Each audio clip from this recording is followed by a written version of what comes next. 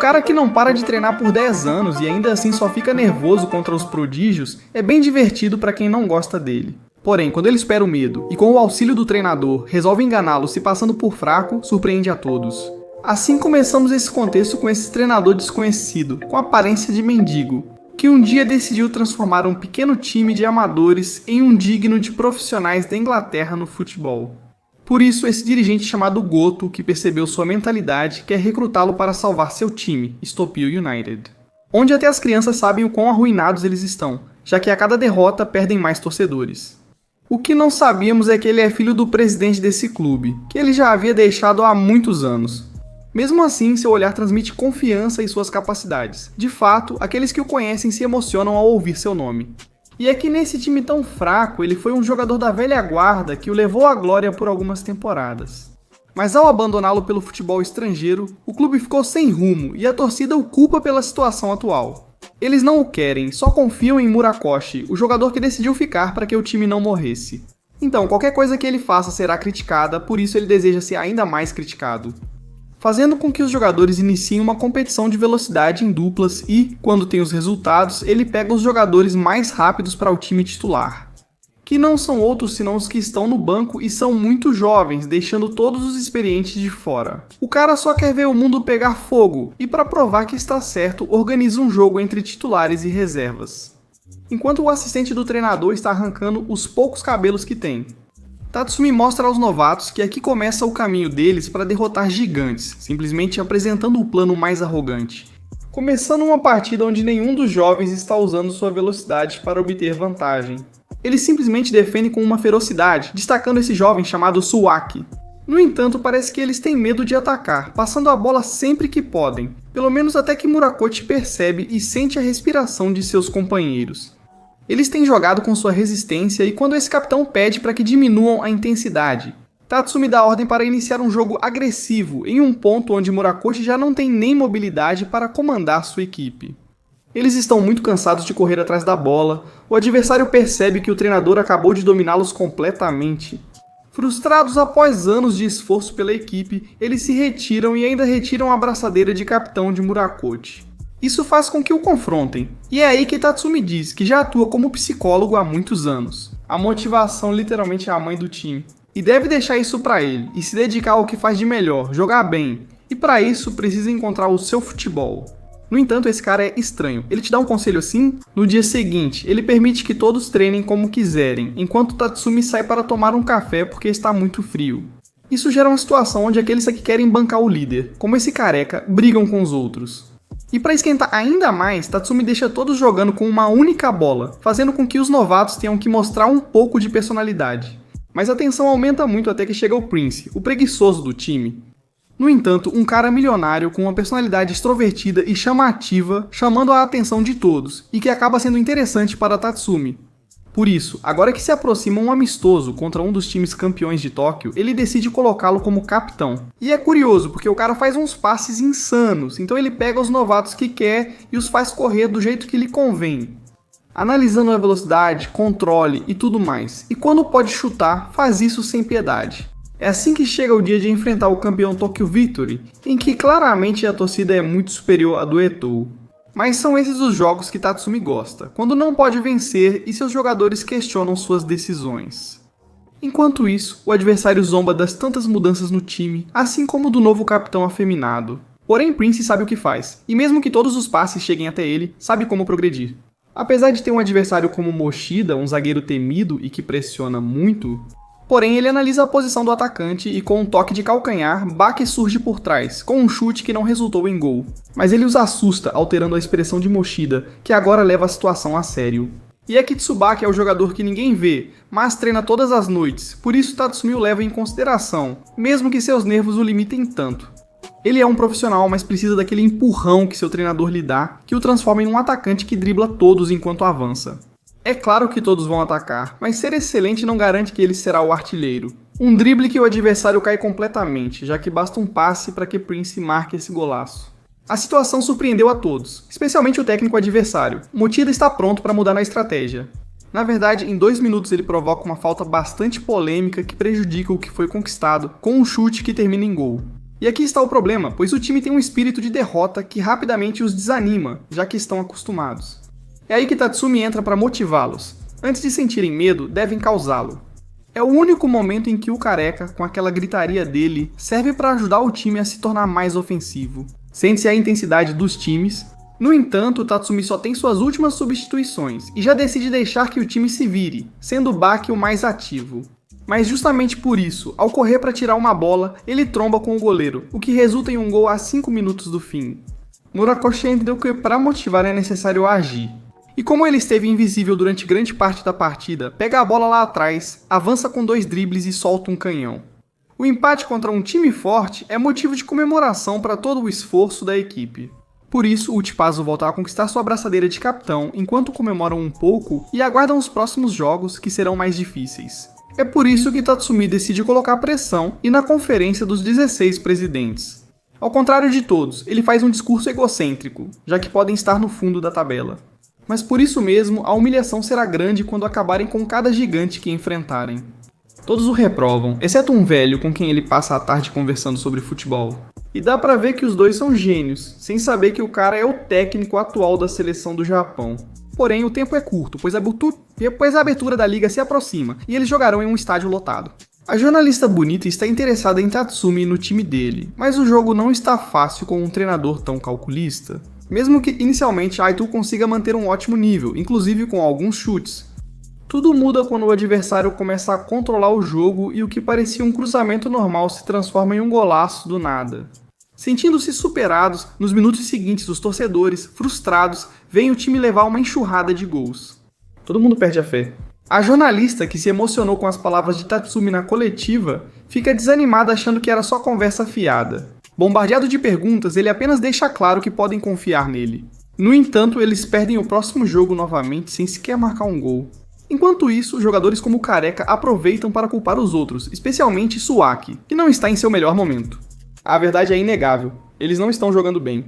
Goto sabe disso e é quando o protagonista o questiona sobre quantos jogos pode perder antes da demissão. No próximo jogo, o Careca estará no banco. Por desobedecer aos treinamentos estranhos de Tatsumi, vencer fica ainda mais difícil, eles conseguem marcar um gol, mas acabam perdendo, a situação só piora. E para completar, Tatsumi decide fazer outro jogo para decidir novos titulares, mesmo vendo que isso não teve resultado na partida anterior. Não aguentando mais, o Careca sai do clube junto com seu amigo. Porém, esse cara é mais sensato, admitindo que há algo errado. Então eles resolvem assistir ao próximo jogo das arquibancadas. E embora Etu também não se destaque muito com seu baque meio desligado, Tatsumi está permitindo que cada jogador encontre seu próprio estilo de futebol. E é isso que essa dupla não alcançou. Enquanto os outros progridem, eles mantêm esse espírito de derrotados. Quando eles levaram aquele primeiro gol da liga, eles admitiram que ficaram totalmente assustados de avançar. Apesar dos esforços do goleiro Dori, os atuais defensores ainda inexperientes acabam sendo derrotados mais uma vez. Eles sabem que precisam retornar e superar esses medos. Essa atitude é percebida pelo treinador, que os escala na partida seguinte, notando a melhora na aura. Gradualmente, o time começa a se consolidar. Contudo, após mais uma derrota, os dirigentes estão prestes a demitir Tatsumi e a torcida quer agredi-lo. E mesmo que Murakoshi queira assumir, ele está ciente de que também deve lidar com o ódio. Felizmente, Goto intervém e acalma as coisas. No entanto, jogadores como Suaki se sentem culpados por não marcar gols. No entanto, Murakoshi diz a ele que, se Tatsumi está deixando os dois jogarem, é porque confia que eles vão encontrar o seu futebol. E é que ele passa todas as noites estudando os adversários que enfrenta.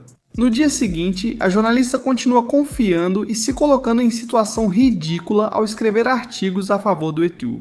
Ela se arrisca por Tatsumi, que pode estar diante da partida que enterre de vez sua carreira contra o Nagoya. Com um técnico que fracassou com o Etu, com os garotos, mas que agora está triunfando com esse novo time e está em alta. Realmente está com o ego lá em cima, ainda mais porque tem jogadores contratados, cuja nacionalidade não é muito difícil de adivinhar. No entanto, Tatsumi tem uma aura diferente e as pessoas sabem disso. Ele inicia a partida no ritmo dos brasileiros, que apenas murmuram sobre o desespero dos rivais para vencer. E é que, quando os três tocam na bola, já se torna um perigo para os protagonistas. Mas isso eles já sabem, e por isso mesmo é o momento de manter a calma. E mesmo que os brasileiros impressionem com seus movimentos, percebem que não é fácil avançar até o gol adversário. E é que os defensores do Dedos estão decididos a parar tudo o que se aproximar. Além disso, Dori é uma fera, conseguindo evitar que entrem gols, mas também sem a possibilidade de atacar. E isso não vai levá-los a nenhuma vitória, como indica a jornalista, porque em qualquer descuido vão levar um gol. Por isso, durante uma falta, o técnico do adversário aproveita para mudar para um jogo com os laterais, já que está decidido a mostrar que pode humilhar o time do qual foi demitido, já que, como eu disse, não deixaram ele contratar seus jogadores estrangeiros. Por isso, o presidente do D2 quer que Tatsumi o surpreenda. Com a nova estratégia, jogadores como Pepe ficam livres da marcação, e está prestes a chutar um daqueles tiros que ele nunca erra. Mas parece que Tsubaki God vai detê-lo com qualquer parte do corpo que precisar usar. Ele faz isso algumas vezes, enquanto o time decide que também deve dar tudo de si, mas só defendendo. Isso já é estranho para a jornalista, que sabe que Tatsumi tem um plano, porque se não for assim, logo vão levar um gol, por mais esforço que façam. Assim termina o primeiro tempo. Tsubaki recebe o respeito dos brasileiros por literalmente quebrar o pescoço pelo time, embora o jovem não os entenda. O problema é que, além de algumas instruções, Tatsumi só pede para continuarem jogando do mesmo jeito neste segundo tempo, apesar de terem passado por tantos perigos de gol. Enquanto isso, Nagoya sente que está no controle da partida, ficando um pouco confiante demais para o segundo tempo. Apesar da forte pressão, Eto'o começa a ler seus adversários com mais facilidade e eles conseguem responder, mesmo sendo a mesma estratégia. Então, o atacante do Nagoya, um japonês agressivo, leva a bola e encontra espaço para chutar. Se não fosse pelo carrinho monumental de Tsubaki, que começa a arrancar alguns gritos de emoção nas arquibancadas. Claramente, sua aura está presente na partida. Ele está ciente da localização de cada jogador, mesmo sem olhar para o chão, de nervoso. Algo que os brasileiros percebem, mas há algo mais que não os deixa jogar como sempre. E é aí que um deles percebe que nem ele nem Pepe tem a marcação do adversário. O alvo de Eto'o é Carlos, um jogador que não se destaca muito, mas que é o armador das jogadas. E não conseguiu passar do meio campo. Então eles precisam se mover, mudam a formação, e na jogada seguinte fica claro que esse era o problema. Eles conseguem fazer uma tabela de passes que leva os protagonistas junto, e com uma finta cuidadosamente calculada, encontram um espaço para o chute. Mas essa foi a única orientação de Tatsumi para eles no segundo tempo, que quando eles percebessem o erro, todos iriam avançar. E se conseguirem evitar esse chute, terão a oportunidade perfeita e única no jogo de atacar. Os brasileiros se assustam porque, estando todos avançados, a bola está chegando até Príncipe, que está com a defesa em cima, mas não vai perder a oportunidade. E quando sobra o rebote, Baki aparece de trás para enterrar essa bola. Todo mundo fica paralisado enquanto ele desequilibra tudo o que se esperava da partida. Sem Carlos na defesa, a pressão não seria a mesma. E será que a jornalista consegue marcar com essa estratégia? Então daqui para frente a partida fica desesperadora para Nagoya. Embora os brasileiros mantenham a calma e vejam que a agressividade de Tagaki pode ser uma boa carta para marcar. Então todos os passes deles começam a ser direcionados ao japonês. Ele não pensa muito, pega a bola e ao ver a oportunidade chuta seu verdadeiro ponto forte. Era exatamente o que seu técnico esperava. Porém os minutos passam, então ele precisa aperfeiçoar a precisão, ou perderão a invencibilidade que mantinham na liga. Apesar da boa defesa de Eto'o, eles já começam a chutar mais ao gol do que o usual. A pressão está fazendo efeito, a bola não sai da área de Eto'o, e por mais que Dori seja a fera, o gol está mais perto do que nunca. Se não fosse porque Tsubaki arranca com a bola e enquanto avança, entende tudo o que Tatsumi lhe dizia.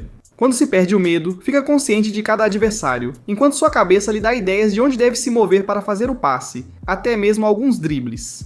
Tudo isso praticamente em câmera lenta.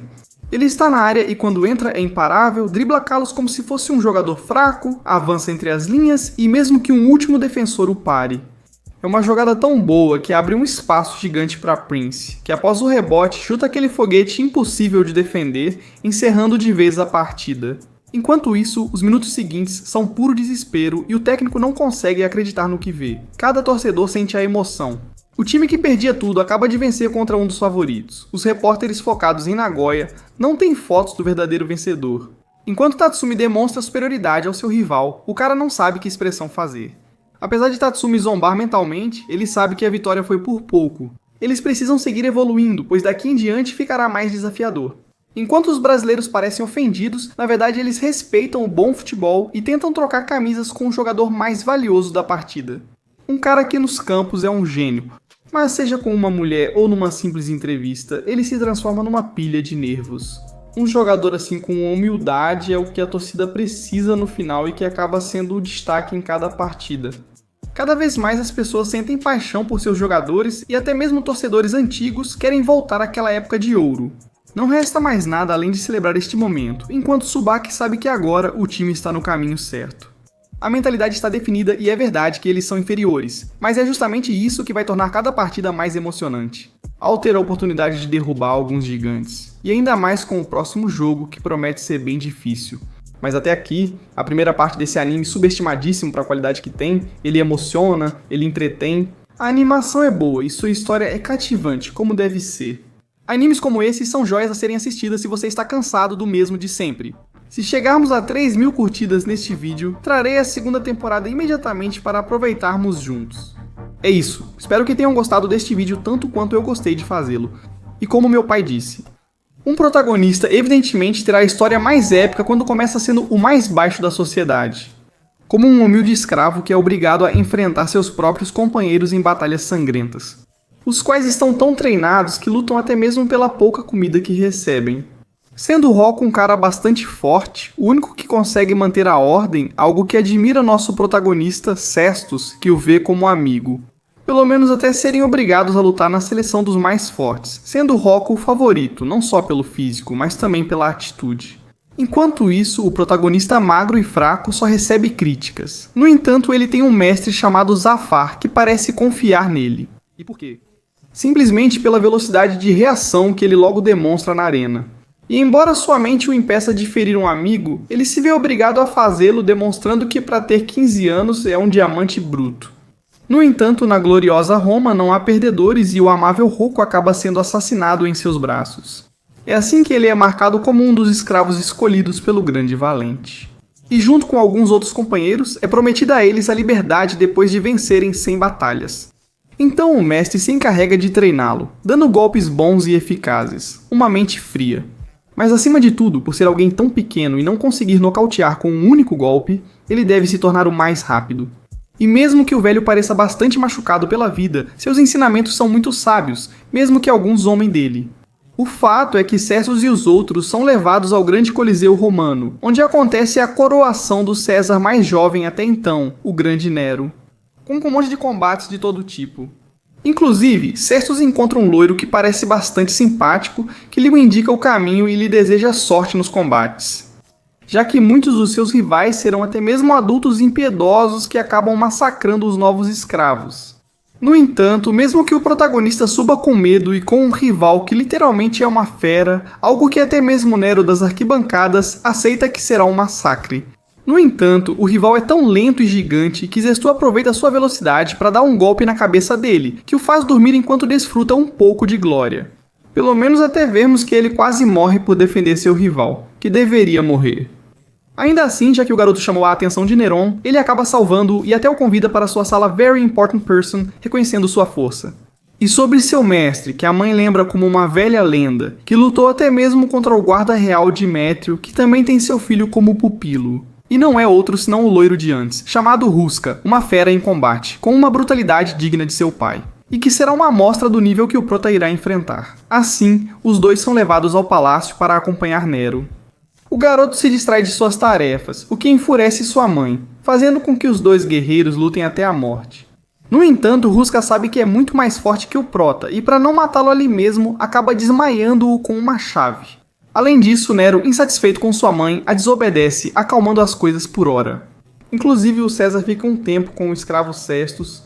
Enquanto isso, Ruska é repreendido por seu pai, que não queria que ele fosse gentil. Queria, no mínimo, que ele quebrasse as pernas do rival. No entanto, o prota também não se sai melhor, já que por um tempo sofre bastante abuso com Nero. E ao ser vendido para diferentes donos, foi vítima das piores humilhações.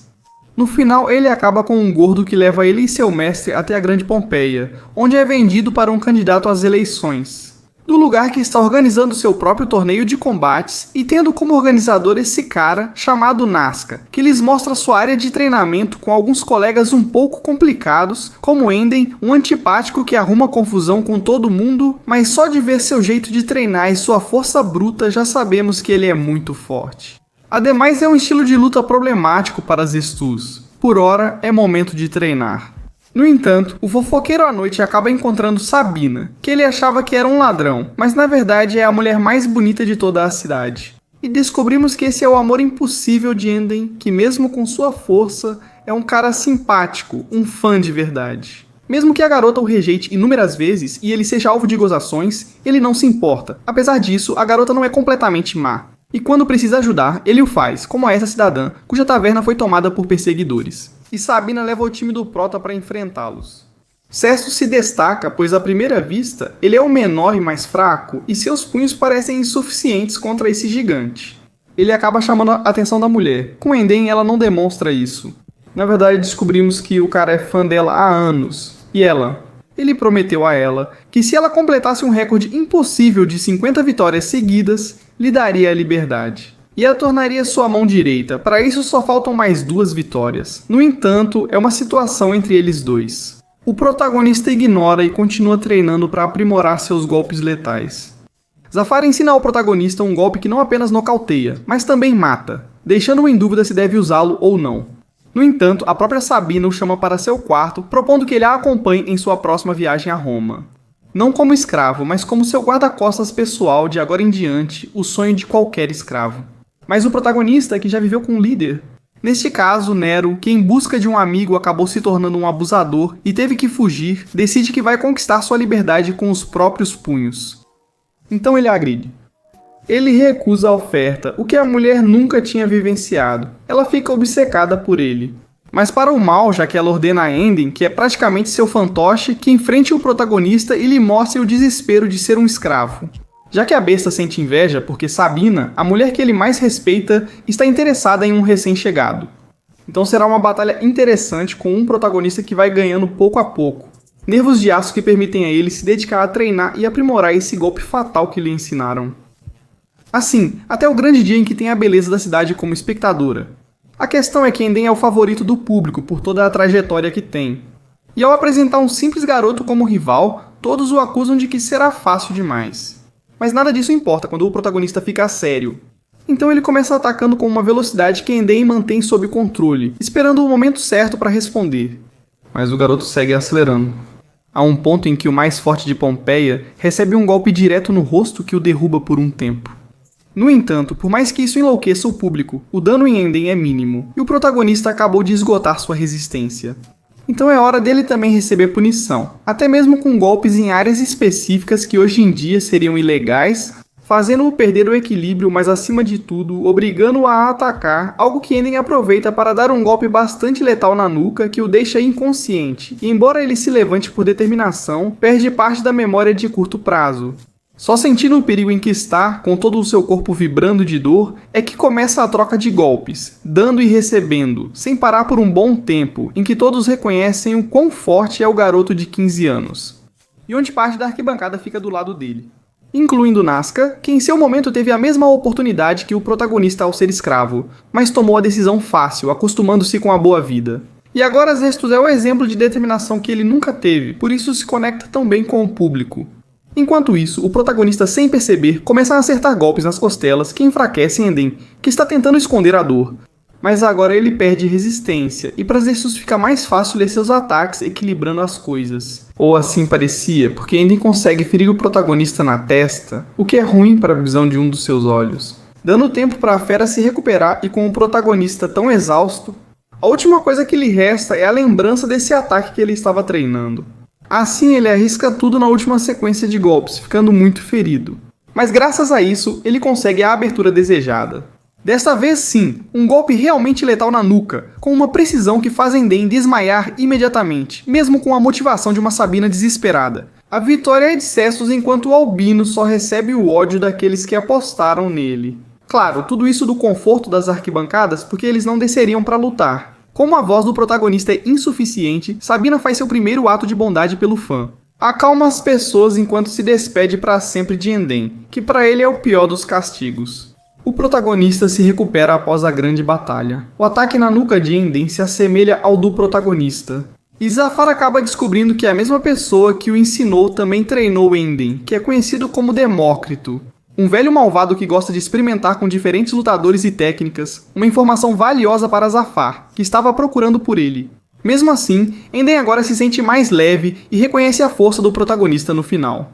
assim como o povo de Pompeia, que foi conquistado facilmente por sua atitude e resistência, embora na verdade, todos de Pompeia vão morrer em alguns anos. O protagonista deve seguir em frente e durante um ano, enquanto experimenta diferentes trabalhos, aprimora seu condicionamento físico e suas técnicas. E um dia aparecem dois caras aparentemente normais, mas que estão procurando guerreiros para lutar nos eventos do Grande Nero. Algo em que o dono do protagonista o obriga a participar em uma espécie de eliminatórias. Nesses mini-coliseus, onde o espaço dificulta as lutas. No entanto, Cestus não tem muito problema contra os primeiros adversários. Ele os vence praticamente com tapas, mas vai se tornando cada vez mais brutal, chegando a golpear lutadores já caídos no chão. Um temperamento que lhe traz problemas, e ao conversar com seu mestre percebe que apesar de sua habilidade, ele não consegue dar forma à sua técnica. E ele não vai conseguir isso se não focar em conectar seus golpes com sua mente. Enquanto vemos Félix, outro dos escravos muito habilidoso, que parece ter encontrado sua própria maneira de aproveitar as lutas. Ao contrário do Prota, que está cada vez mais tenso, pelo menos até sua luta debaixo da chuva, onde, ao colocar em prática o que Zafar lhe disse, ele deixa que sua mente se conecte à luta, aguçando seus sentidos e fazendo com que combos e ataques normais tenham força para nocautear qualquer adversário. Assim, ele recupera sua paz de espírito e a boa relação com seus amigos. Justamente para conhecer Félix, que é um cara bastante confiante em si mesmo e em sua sorte. Mas não nega que a atitude e a aura, principalmente do protagonista, são de um guerreiro. Ele imagina que vão se encontrar na final. E é exatamente isso que acontece. Na verdade, os dois estão cientes da técnica um do outro. Mas vemos Cestus muito mais tenso do que Félix, que se diverte nas lutas e inicia esse duelo para ver quem supera as eliminatórias. E pode viajar para Sicília para o evento principal. Então Cestus ataca sem parar, porém tudo o que Félix faz é se defender no momento certo. Ele muda sua postura para uma com os ombros mais abertos, algo que parece até bobo, mas Zafar reconhece que em um espaço tão pequeno. Isso faz com que muitos dos golpes que Cestus conseguia bloquear agora acertem sem dificuldade.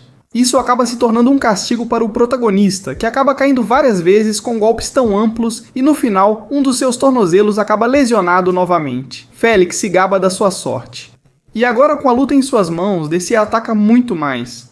No entanto, Cestus, enquanto recebia golpes, também percebia que sempre que seu rival atacava de forma tão aberta, seu peito ficava exposto. Então ele aproveita isso para mandá-lo voar pela primeira vez em toda a luta. E embora anime todo o público e os apostadores, a técnica não foi tão eficaz. Porque o tornozelo do protagonista tira sua posição no chão e consequentemente força, então a luta continua. E agora que os dois estão no seu auge, a batalha fica bem equilibrada, a ponto de se tornar um duelo de resistência para ver quem aguenta o último golpe. Embora esses ainda estejam em desvantagem, porque Félix controla melhor o espaço e o encurrala com facilidade. Por isso, várias vezes, ele está prestes a ser nocauteado com um golpe, restando-lhe apenas espaço para dar alguns socos. O que parecia inútil, mas por serem tão constantes, começa a tirar a força de Félix. E com a resistência brutal que o garoto de 15 anos tem, a luta acaba se prolongando muito mais. Agora no tornozelo de Cestus o deixa à beira de cair, impossibilitando-o de se manter de pé. Então ele decide arriscar tudo em um último ataque, para o qual agora ele tem as brechas na defesa do adversário. Ele decide usar o último ensinamento de seu mestre, controlar a respiração de Félix. Então ele aproveita um instante para tirar o ar dele e dar um golpe no queixo, tão forte que o deixa tonto. Perdendo o controle da batalha, evidentemente não é suficiente para derrotá-lo. Então o protagonista usa a técnica se colocando atrás do inimigo, com um soco na altura dos rins, que nem no Mortal Kombat. Algo tão letal que no boxe atual seria ilegal. E que, por mais que Félix queira se levantar, agora ele está literalmente cravado no chão de tanta dor. Dando a vitória ao protagonista, que também estava no limite, e não faltou muito para ele perder essa luta de titãs. Embora os dois tenham passado a noite toda urinando sangue, no dia seguinte eles trocam respeito como guerreiros.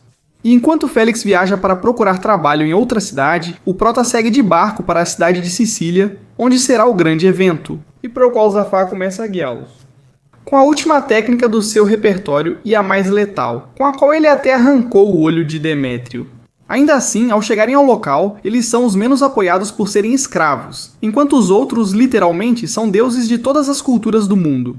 E com habilidades totalmente diferentes. Na verdade, o protagonista acaba encontrando a gentil Roxane e até mesmo Ruska, o qual o alerta de que essas serão batalhas reais, nas quais ele não tem força mental para isso.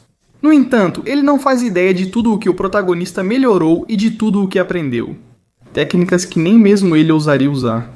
Então, mesmo que sua marca de escravo continue sendo um motivo de humilhação para todos, ele vai provar com seus punhos o que ninguém mais conseguiria. E isso é algo que antigos companheiros como Enden sabem muito bem, e ele acaba encontrando Enden no local. Porque ele também quer lutar no maior evento organizado por Neron, que reúne as figuras mais imponentes das lutas da época. É assim que termina a primeira temporada de um anime bastante divertido, com seus momentos épicos de muita emoção e até de boa motivação, que eu recomendo para quem quiser assistir pela primeira vez. Por enquanto não há continuação, mas esperamos que em algum momento aconteça. Espero que tenham gostado desse resumo. Como disse meu pai, me despeço de vocês.